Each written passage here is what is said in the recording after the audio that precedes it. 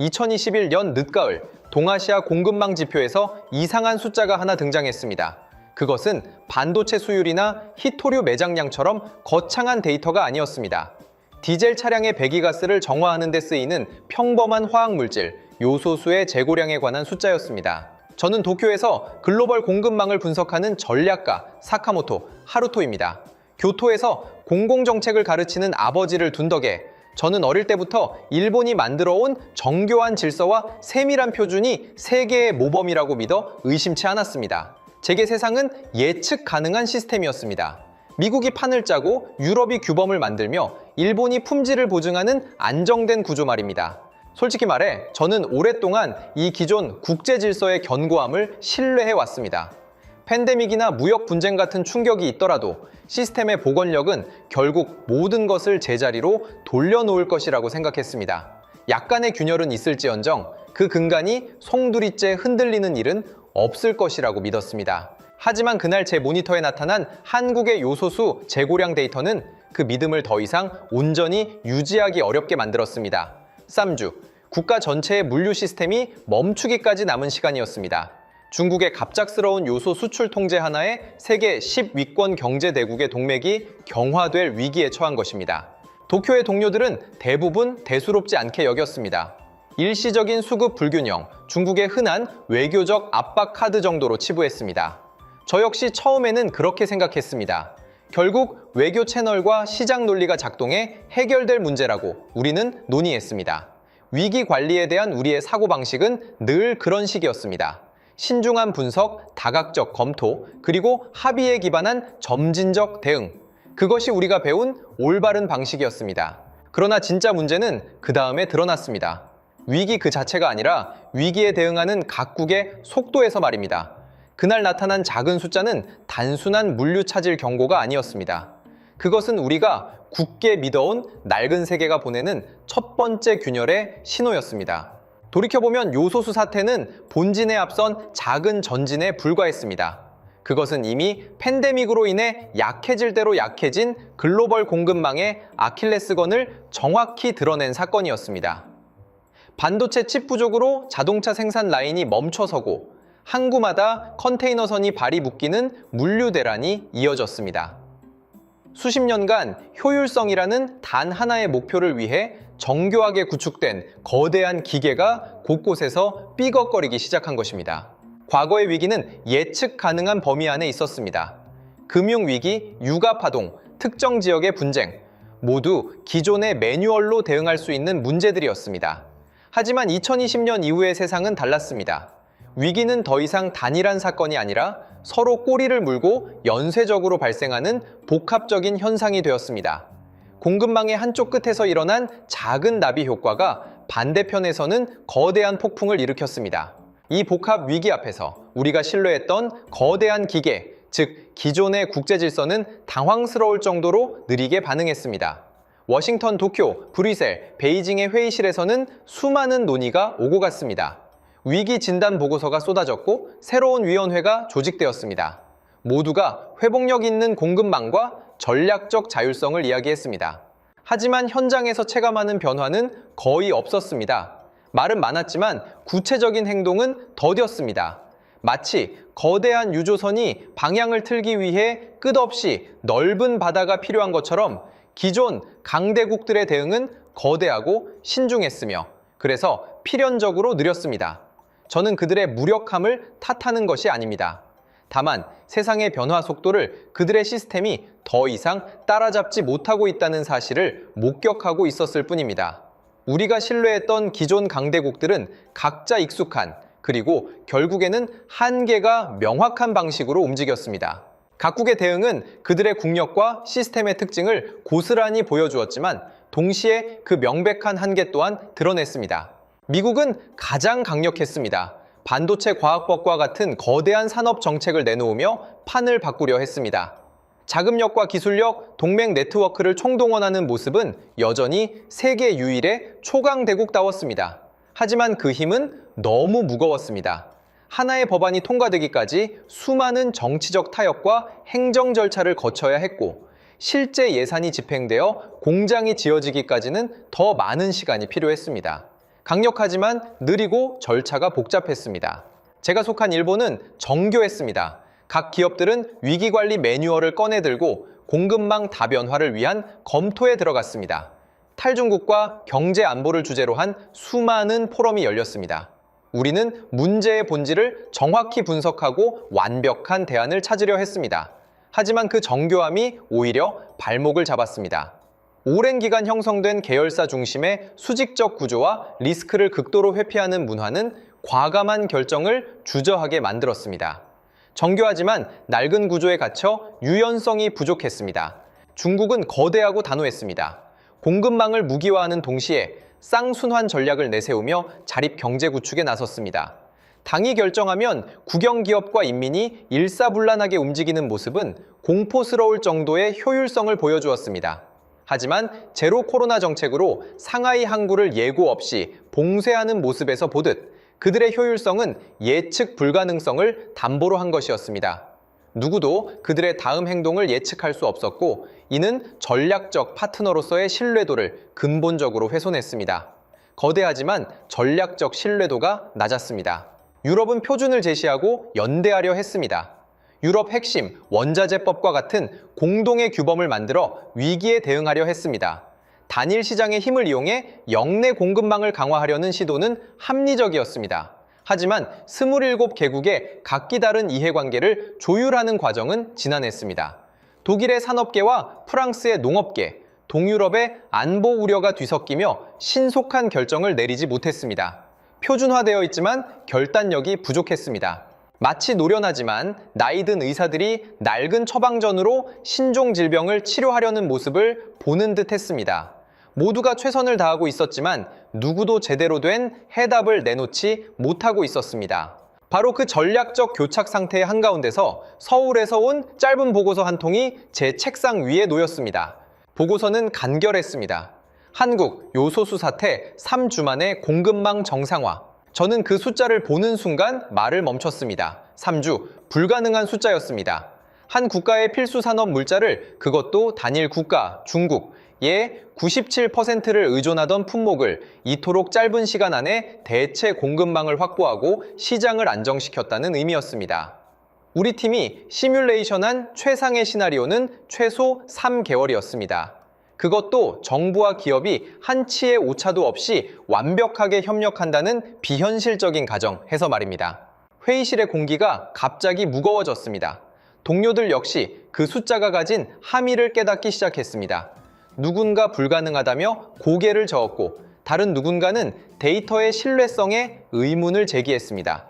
하지만 보고서에 첨부된 내용은 너무나 구체적이었습니다. 1단계 대통령 주재 긴급회의 사태 인지 후 24시간 이내. 2단계 군 수송기 자케이씨 330 급파 호주에서 요소수 27,000리터 긴급 공수 결정 후 48시간 이내. 3단계 전 세계 10여 개국의 산업, 외교, 정보 채널, 총동원, 외교관들을 요소수 특사로 파견.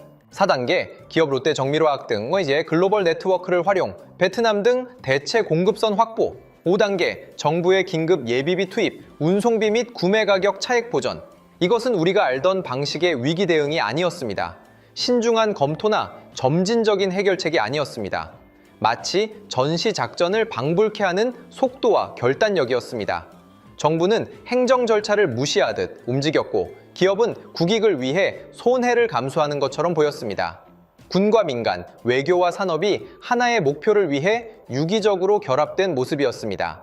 그 숫자는 단순한 데이터가 아니었습니다.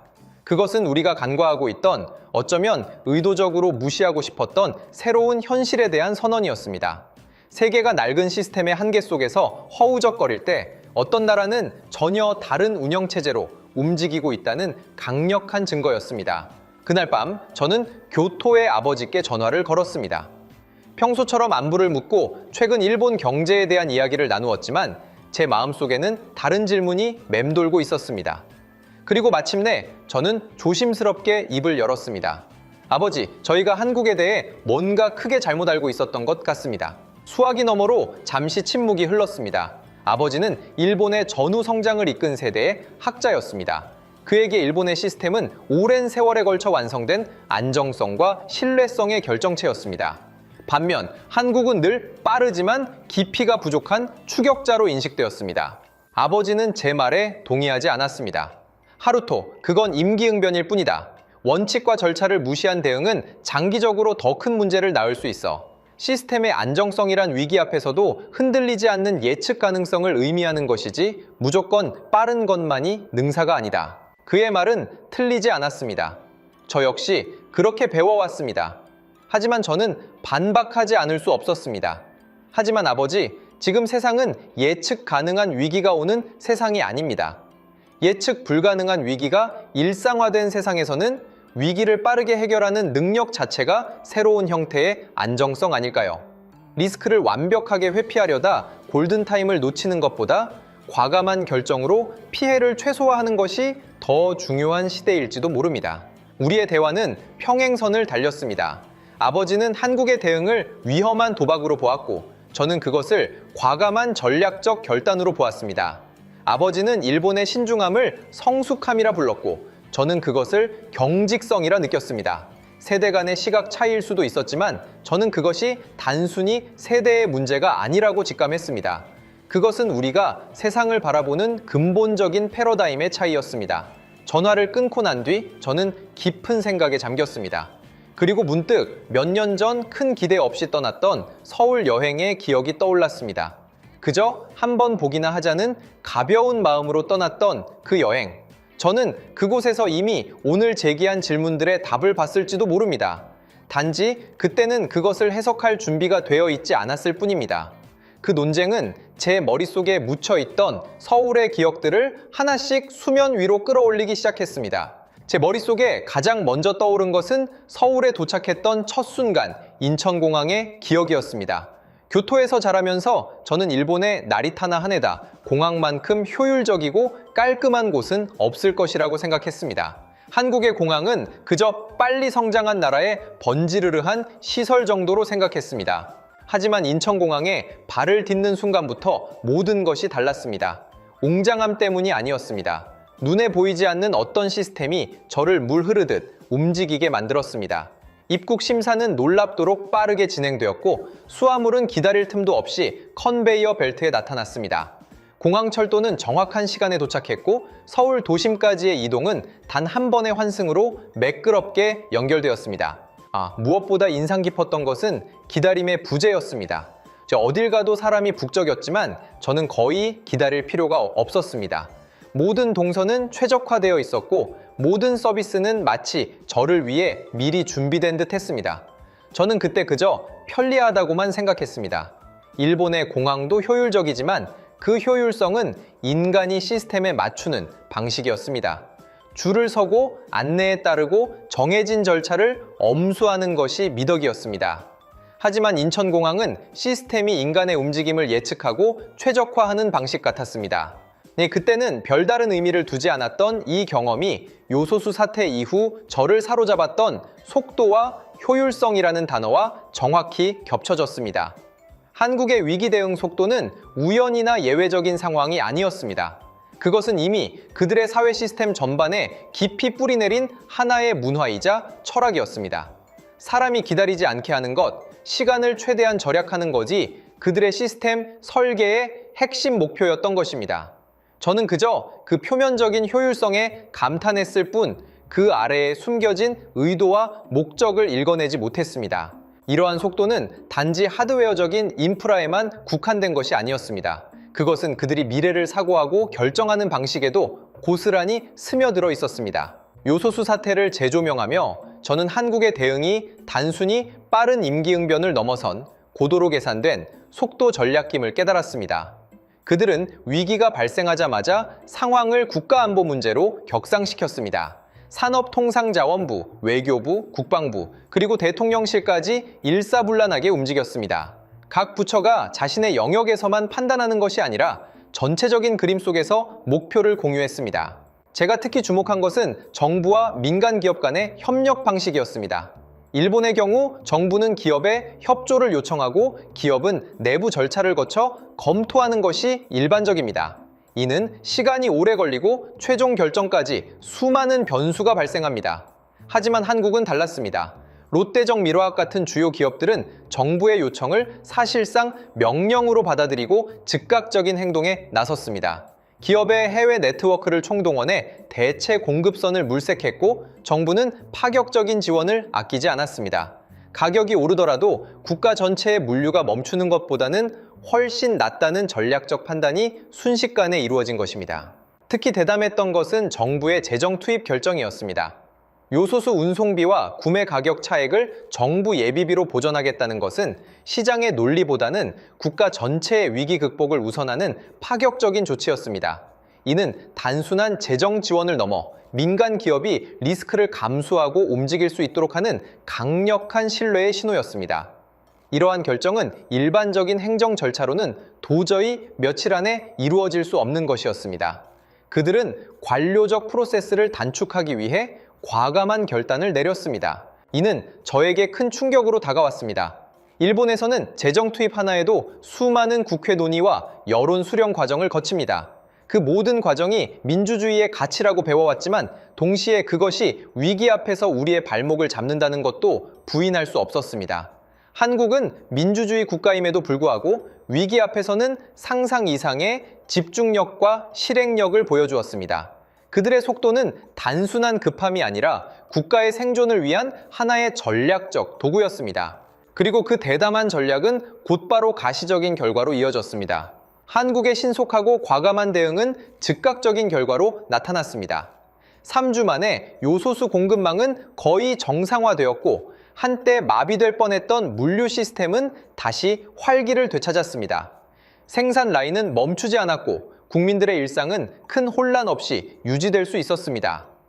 위기설이 돌자마자 급등했던 요소수 가격은 정부의 개입과 대체 물량 확보 소식에 빠르게 안정세를 찾았습니다. 시장은 한국의 회복력에 즉각적으로 반응했습니다. 국제신용평가사들은 한국의 위기 대응 능력을 긍정적으로 평가했고 외국인 투자자들은 한국 기업들의 주식 매도세를 멈췄습니다. 오히려 일부 분석가들은 한국을 예측 불가능한 시대에 예측 가능한 안정성을 제공하는 국가로 재평가하기 시작했습니다. 한국이 피해자에서 모범 사례로 전환되는 순간이었습니다. 특히 놀라웠던 것은 국제 물류 및 공급망 전문 기관들의 평가였습니다. 그들은 한국의 요소수 사태 해결을 두고 정부와 민간의 유례없는 협력으로 달성된 기적적인 성과라고 극찬했습니다. 한때 한국을 지정학적 리스크가 높은 지역으로 평가절하했던 보고서들은 이제 한국의 공급망 복원력은 아시아 최고 수준이라며 평가를 수정하기 시작했습니다. 저는 이 모든 과정을 지켜보며 깊은 생각을 했습니다. 우리 일본은 늘 품질과 안정성을 내세웠습니다. 하지만 위기 앞에서 진정한 안정성은 결국 문제 해결 능력에서 비롯된다는 것을 한국이 증명해 보였습니다. 완벽한 계획을 세우는데 시간을 낭비하는 대신 불완전하더라도 신속하게 실행하고 문제를 해결해 나가는 것이 진정한 강점이라는 것을 말입니다. 그때 저는 한 가지 의문이 들었습니다. 이런 압도적인 실행력은 대체 어디에서 오는 것일까? 단순히 한두 번의 성공적인 대응이 아니라 시스템 자체에 내재된 어떤 힘이 분명히 있을 것이라고 직감했습니다. 그리고 그 답은 제가 몇 년 전 서울의 한 고등학교에서 경험했던 아주 평범한 장면 속에 숨어 있었습니다. 저는 서울에 머무는 동안 현지 고등학교를 방문할 기회가 있었습니다. 일본의 고등학교와 크게 다르지 않은 평범한 교실 풍경이었지만 곧 몇 가지 인상적인 차이점을 발견했습니다. 가장 놀라웠던 것은 교실 안의 토론 문화였습니다. 선생님이 어떤 주제를 제시하면 학생들은 주제 없이 자신의 의견을 말하고 심지어 선생님의 설명에 반론을 제기하기도 했습니다. 일본에서는 선생님의 권위에 도전하는 것은 상상하기 어려운 일입니다. 우리는 정해진 답을 배우고 질문은 허용되지만 정답을 찾는 과정에 초점이 맞춰져 있었습니다. 하지만 한국의 교실에서는 정답보다 다양한 관점과 논리적인 사고 과정을 중요하게 여기는 듯 했습니다. 학생들은 틀릴까 두려워하기보다 자신의 생각을 자유롭게 표현하는 데 익숙해 보였습니다. 이는 새로운 문제에 직면했을 때 기존의 틀에 갇히지 않고 다양한 해결책을 모색하는 능력으로 이어질 것이 분명했습니다. 점심시간에는 더욱 놀랐습니다. 모든 학생들에게 무료로 제공되는 급식은 매우 푸짐하고 영양 균형이 잘 잡혀 있었습니다. 뷔페식으로 제공되어 학생들은 원하는 만큼 음식을 가져갈 수 있었습니다. 이 역시 일본과는 달랐습니다. 우리는 도시락을 싸거나 급식을 유료로 먹는 것이 일반적이었습니다. 저는 단순히 복지가 좋구나 하고 생각했지만 나중에 이면을 알게 되고 충격을 받았습니다. 한국 정부는 아이들을 잘 먹이는 것이 국가의 미래에 대한 가장 중요한 투자라는 명확한 철학을 가지고 이 제도를 운영하고 있었습니다. 이 두 가지 경험은 서로 다른 듯 보였지만 한국 사회의 심층적인 철학을 드러내는 단서들이었습니다. 교실에서의 자유로운 토론은 기존의 권위에 의문을 제기하고 문제 해결을 위한 다양한 시도를 장려하는 문화의 뿌리였습니다. 그리고 전 국민에게 보편적으로 제공되는 교육과 급식은 국가가 개인의 잠재력을 최대한 발휘할 수 있도록 아낌없이 투자하고 지원하는 시스템적 의지를 보여주었습니다. 저는 그때서야 깨달았습니다. 한국의 속도와 실행력은 단순히 표면적인 효율성을 넘어선 것이었습니다. 그것은 오랜 기간 축적된 사회적 자본, 즉 사람에 대한 투자와 문제 해결을 중시하는 문화에서 비롯된 것이었습니다. 빠르게 발전했지만 깊이가 없다는 저의 오랜 편견은 완전히 무너져 내렸습니다. 한국은 다른 종류의 깊이를 가지고 있었던 것입니다. 바로 통합적이고 유연한 시스템을 통해 구현되는 실용적 깊이 말입니다. 한국의 놀라운 문제 해결 능력과 속도, 그리고 사회 시스템의 유연성은 어디에서 오는 것일까요? 저는 오랜 분석 끝에 세 가지 핵심 축을 발견했습니다. 이는 제가 서울에서 목격했던 파편적인 경험들이 하나의 의미 있는 그림으로 연결되는 순간이었습니다. 제 첫째, IMF 외환 위기 1997년의 강렬한 기억입니다. 1997년 한국은 국가부도 직전까지 가는 전례 없는 위기를 겪었습니다. 저는 당시 일본에서 젊은 분석가로 일하며 그 충격을 똑똑히 기억합니다. 수많은 기업이 도산하고 가정이 파괴되는 참혹한 경험은 한국 사회에 깊은 트라우마를 남겼습니다. 하지만 이 트라우마는 동시에 강력한 생존 본능을 각인시켰습니다. 다시는 국가적 위기를 겪지 않겠다는 절박함은 빠르게 그리고 실용적으로 문제를 해결해야 한다는 범국민적 공감대로 이어졌습니다.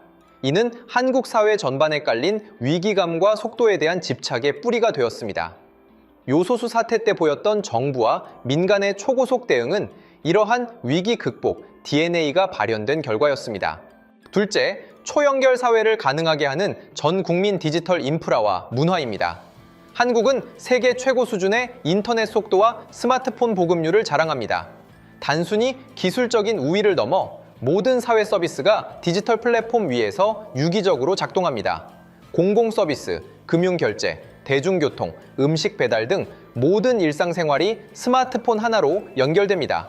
제가 서울에서 경험했던 기다림 없는 시스템은 이 디지털 신경망 덕분이었습니다. 이는 정부가 위기 상황에서 신속하게 정보를 공유하고 국민의 협력을 이끌어내며 필요한 조치를 즉각적으로 실행할 수 있는 압도적인 제어력과 대응력을 제공합니다. 마치 국가 전체가 하나의 거대한 디지털 플랫폼처럼 작동하는 것입니다. 셋째, 유연하고 실용적인 정부-기업 협력 모델입니다. 한국의 대기업 재벌은 종종 비판의 대상이 되기도 합니다. 하지만 위기 상황에서는 이들이 가진 글로벌 네트워크와 생산 역량이 국가적 자산으로 활용됩니다. 정부는 과감한 인센티브와 파격적인 행정 지원을 통해 민간 기업이 국가적 목표에 기여하도록 유도합니다. 요소수 사태에서 롯데적 미르학이 보여준 발빠른 대응은 이러한 모델의 단면입니다. 이는 일본의 경직된 관료주의나 서구의 시장 지상주의와는 다른 한국적 특성이 반영된 제3의 길입니다. 정부는 규제나 통제보다는 조정과 촉진의 역할을 수행하며 민간의 활력을 국가적 역량으로 승화시키는데 탁월한 능력을 보여줍니다. 이 세 가지 요소가 유기적으로 결합되어 한국만의 독특한 생존과 번영의 공식을 만들어냈습니다.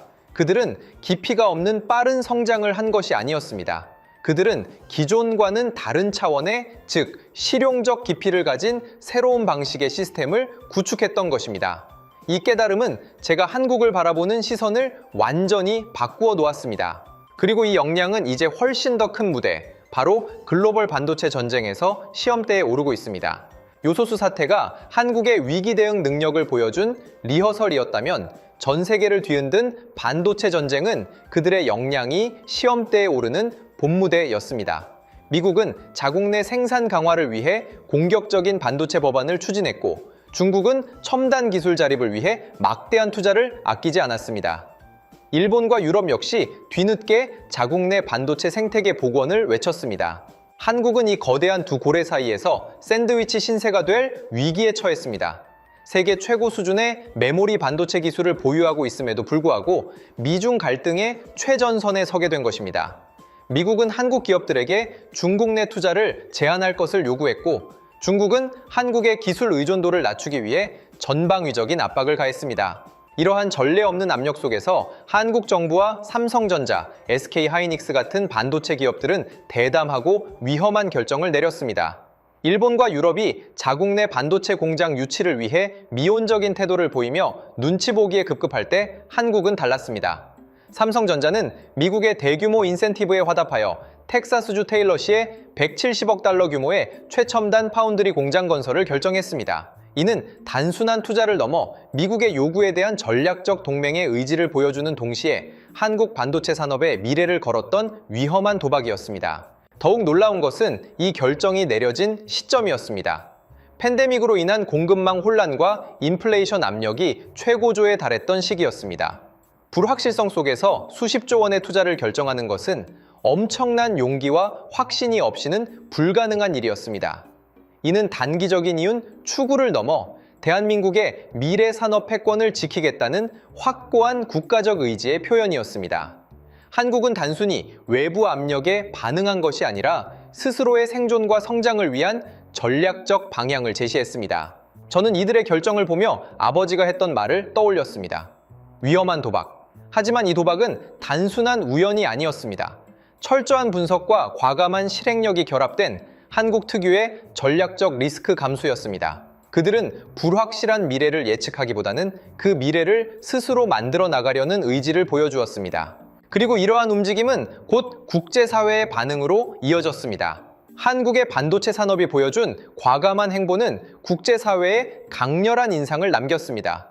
더 이상 한국은 미중 갈등의 피해자가 아니라 글로벌 기술 패권 경쟁의 핵심 플레이어로 인식되기 시작했습니다. 워싱턴의 정책 이반자들은 한국을 단순한 동맹국을 넘어 필수적인 공급망 파트너로 재규정했습니다.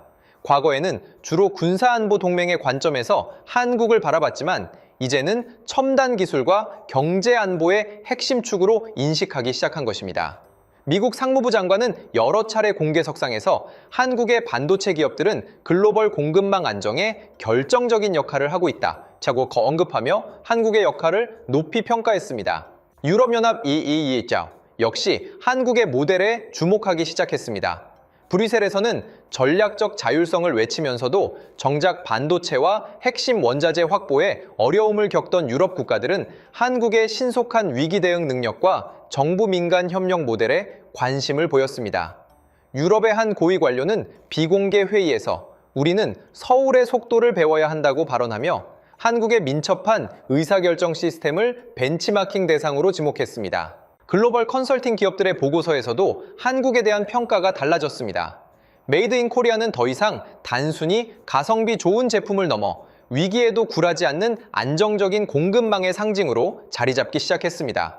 다보스 포럼과 같은 국제 경제 행사에서도 한국의 반도체 전략과 공급망 복원력은 주요 의제로 다뤄지며 세계 각국의 정부 및 기업 대표들이 한국의 성공 사례를 배우기 위해 서울로 향하는 발길이 이어졌습니다. 저는 이러한 변화를 보며 과거 제가 가졌던 한국에 대한 편견이 얼마나 얄팍했는지 다시금 깨달았습니다. 한국은 단순히 빨리 따라잡은 나라가 아니었습니다. 그들은 자신들만의 독자적인 방식으로 위기를 돌파하고 새로운 국제 질서 속에서 자신들의 위치를 스스로 정의하고 있었습니다. 그들의 속도는 단순한 기술적 우위를 넘어 전략적 자산이 되고 있었던 것입니다. 하지만 이러한 국제적 인식 변화의 이면에는 필연적으로 그림자가 드리워지는 존재가 있었습니다. 한국이 글로벌 공급망의 핵심 플레이어로 부상하는 동안 제가 속한 일본은 씁쓸한 그림자로 남겨지는 듯 했습니다. 과거 우리는 한국을 포함한 아시아 국가들이 일본을 벤치마킹하며 성장했다고 자부했습니다. 모노즈쿨이 정신으로 대변되는 장인 정신과 완벽주의는 우리의 자랑이자 강점이었습니다. 그러나 반도체 전쟁의 한가운데서 일본의 대응은 한국과는 극명한 대비를 이루었습니다. 우리는 여전히 세계 최고 수준의 소재, 부품 장비, 소부장, 기술을 보유하고 있었지만 거시적인 국가 전략과 신속한 의사결정 능력 면에서는 한국에 뒤처지는 모습이 역력했습니다. 정부는 미국과의 동맹을 강조하면서도 중국과의 경제 관계를 완전히 단절하는 것을 주저했습니다. 기업들은 내부 합의와 완벽한 리스크 헤징을 추구하느라 골든타임을 놓치기 일쑤였습니다. 일본의 한 경제신문은 익명의 정부 관계자 발언을 인용하며 한국은 대담하게 한쪽 편에 서서 자신의 입지를 강화하는 반면 우리는 양쪽 사이에서 눈치만 보다가 결국 양쪽 모두에서 신뢰를 잃을 위기라고 보도했습니다. 이 기사는 회의실의 공기를 무겁게 만들었습니다. 우리의 신중함이 이제는 결단력 부족으로 비춰지고 있다는 쓰라린 현실을 인정한 셈이었습니다. 저는 과거 서울에서 경험했던 자율적 질서와 수동적 질서의 차이를 다시금 떠올렸습니다. 일본의 질서는 규칙과 절차를 완벽하게 준수함으로써 유지됩니다. 모두가 자신의 역할을 충실히 수행하면 시스템은 안정적으로 작동합니다. 하지만 한국의 질서는 특정한 목표를 향해 개개인이 자발적으로 기여하며 만들어집니다. 위기 앞에서 정해진 규칙을 따르는 것이 아니라 목표 달성을 위해 규칙을 재해석하고 유연하게 움직이는 것입니다. 완벽함을 추구하는 일본의 방식은 예측 가능한 환경에서는 최강이었습니다. 하지만 예측 불가능한 초불확실성의 시대에는 적합성이 완벽성보다 중요해졌습니다. 한국은 불완전하더라도 가장 적합한 해결책을 가장 빠르게 찾아냈습니다. 이는 제가 믿어왔던 일본의 우수성이라는 명제에 근본적인 의문을 제기하게 만들었습니다. 이러한 변화는 감정적인 차원을 넘어 냉혹한 시장의 논리로 고스란히 반영되었습니다. 시장은 감상적이지 않습니다. 오직 숫자로 말하고 효율성으로 판단합니다. 한국의 위기 대응 능력과 전략적 결단력이 입증되자 글로벌 자본의 흐름은 분명한 방향성을 보였습니다. 동아시아 지역에 대한 외국인 직접 투자, FDI 흐름이 변화하기 시작했습니다. 과거에는 중국의 거대한 시장, 일본의 안정적인 기술력에 집중되던 자본이 이제 한국의 첨단 기술 및 공급망 회복력 관련 산업으로 유입되는 경향을 보였습니다. 특히 반도체, 배터리, 인공지능, 그리고 방위 산업 분야에서 한국 기업들에 대한 투자가 급증했습니다. 새 국제금융 분석가들은 한국의 코스피 지수를 단순히 한 국가의 주가 지표를 넘어 글로벌 첨단 산업의 회복력과 역동성을 보여주는 바로미터로 주목하기 시작했습니다. 세계적인 투자은행 골드만삭스는 한국을 20일 세계 글로벌 공급망의 피벗 국가로 지칭하며 그들의 역할이 과거 어느 때보다 중요해졌다고 평가했습니다. 이는 한국이 더 이상 주변부가 아닌 새로운 글로벌 경제 질서의 중심축으로 자리매김하고 있음을 시사했습니다. 반면 일본의 니케이 지수는 여전히 안정적인 흐름을 보였지만 투자자들은 일본 기업들이 변화하는 환경에 빠르게 적응하지 못하고 있다고 지적했습니다. 혁신적인 투자는 더뎠고 시장 점유율은 점진적으로 하락하는 추세였습니다. 우리는 여전히 강력한 기술력을 가지고 있었지만 그 기술력을 시장의 요구에 맞춰 빠르게 제품화하고 확장하는 능력에서는 한국에 뒤처지는 모습이었습니다. 저는 이 모든 수치를 보면서 제가 서울에서 보았던 파편적인 경험들이 결국 하나의 거대한 그림으로 연결된다는 것을 깨달았습니다. 인천공항의 매끄러운 흐름, 교실의 자유로운 토론, 그리고 위기 속에서 보여준 국가의 단호한 결단력. 이 모든 것이 결국 시장의 신뢰와 자본의 흐름으로 이어지는 하나의 거대한 시스템이었던 것입니다. 한국은 단순히 빨리 성장한 나라가 아니었습니다. 그들은 빠르게 움직여 가치를 창출하는 나라였습니다. 이러한 변화는 단순히 경제적 우위의 문제를 넘어 한 사회가 작동하는 방식에 대한 근본적인 질문을 던졌습니다. 서울에서의 6일, 그리고 그 이후의 분석은 저의 모든 고정관념을 뒤흔들었습니다. 제가 목격한 한국의 모습은 단순한 기술 강국이나 경제 대국이 아니었습니다. 그것은 새로운 시대에 맞춰 진화하고 있는 독특한 사회 시스템이자 새로운 형태의 국가 모델이었습니다. 인천공항에서 경험했던 기다림 없는 효율성은 모든 시민이 최대한의 시간을 절약하고 자신의 역량을 발휘할 수 있도록 설계된 사회 인프라의 상징이었습니다. 학교에서의 자유로운 토론과 영양가 높은 무료 급식은 국가가 개인의 잠재력을 최대한 발휘하도록 지원하며 동시에 새로운 아이디어를 두려워하지 않는 문화를 육성하고 있다는 증거였습니다. 밤늦게까지 여성과 노약자가 안전하게 거리를 활보하는 모습은 단순히 치안이 좋다는 것을 넘어 사회 구성원들이 서로에게 그리고 시스템에 깊은 신뢰를 가지고 있다는 것을 의미했습니다. 모든 서비스가 휴대폰 하나로 연결되는 초디지털 사회는 정부와 국민, 기업이 실시간으로 소통하고 협력하며 문제를 해결할 수 있는 강력한 플랫폼을 제공했습니다. 이 모든 요소는 개별적인 강점이 아니었습니다. 그것들은 마치 정교한 시계의 톱니바퀴처럼 서로 맞물려 돌아가며 한국 사회를 빠르고 실용적이며 동시에 강력한 복원력을 지닌 시스템으로 만들어내고 있었습니다. 한국은 플랫폼 국가를 구축하고 있었습니다.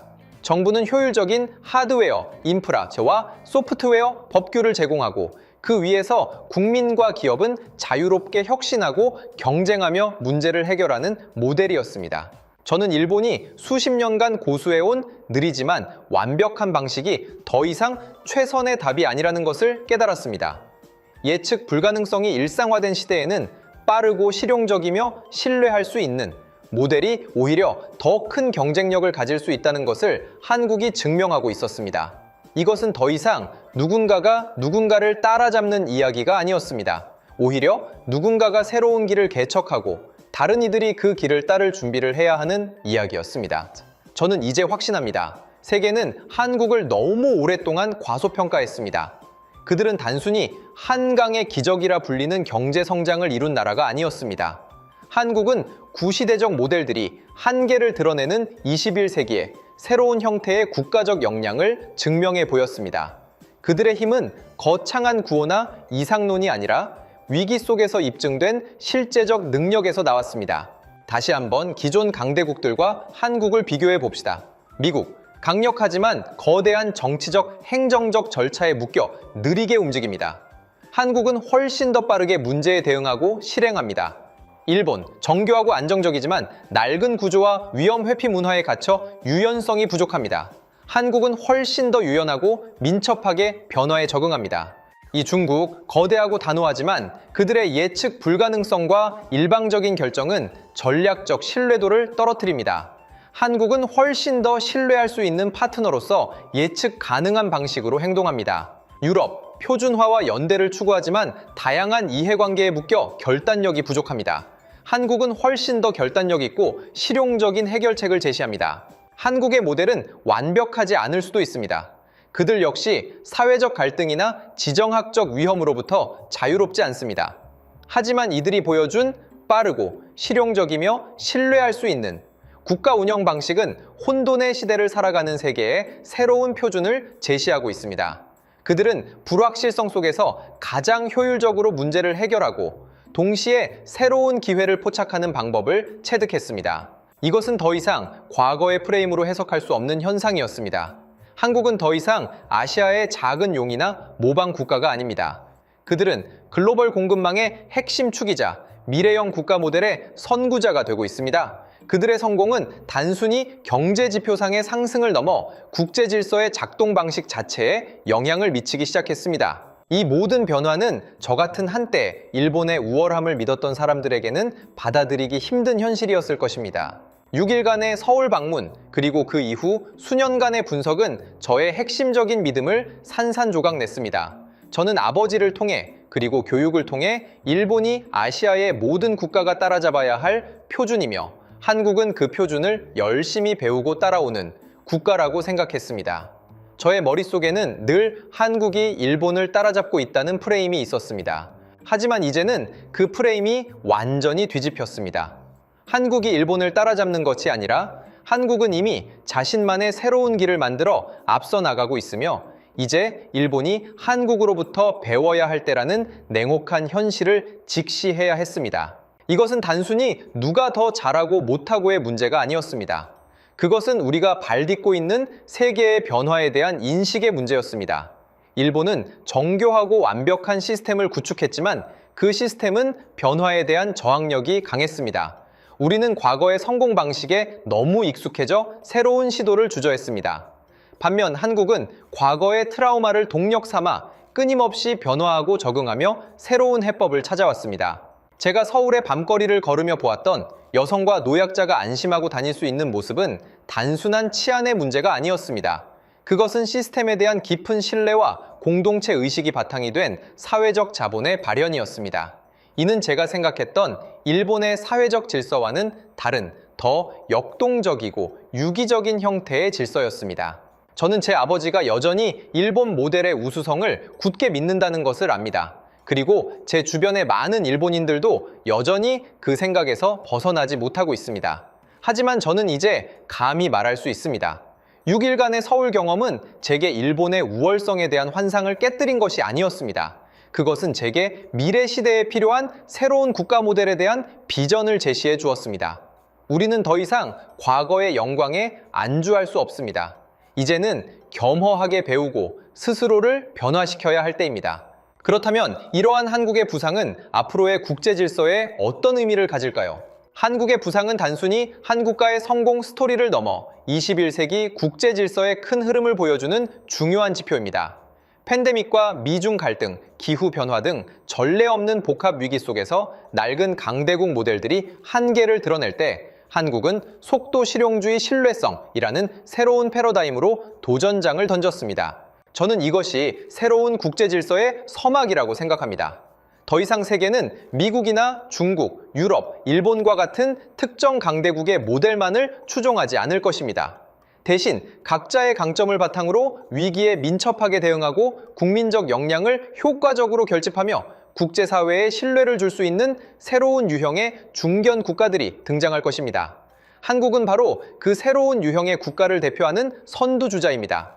그들은 거대한 규모의 경제력만을 내세우지 않습니다. 그들은 압도적인 기술력과 유연한 사회 시스템, 그리고 과감한 실행력을 바탕으로 자신들의 생존과 번영을 개척하고 있습니다. 이제 세계는 한국을 모방해야 할 모델 중 하나로 진지하게 고려하기 시작할 것입니다. 그들의 성공은 단지 한국만의 이야기가 아니라 미래를 고민하는 모든 국가들에게 중요한 시사점을 던지고 있습니다. 사카모토 하루토였습니다. 저는 글로벌 공급망 전략가로서 이러한 변화의 흐름을 계속해서 예의주시하고 분석할 것입니다. 다음번에는 한국의 이러한 모델이 앞으로 어떤 구체적인 도전과 기회에 직면하게 될지, 그리고 다른 국가들이 이로부터 무엇을 배울 수 있을지에 대해 더 깊이 있는 분석을 들고 찾아뵙겠습니다. 감사합니다.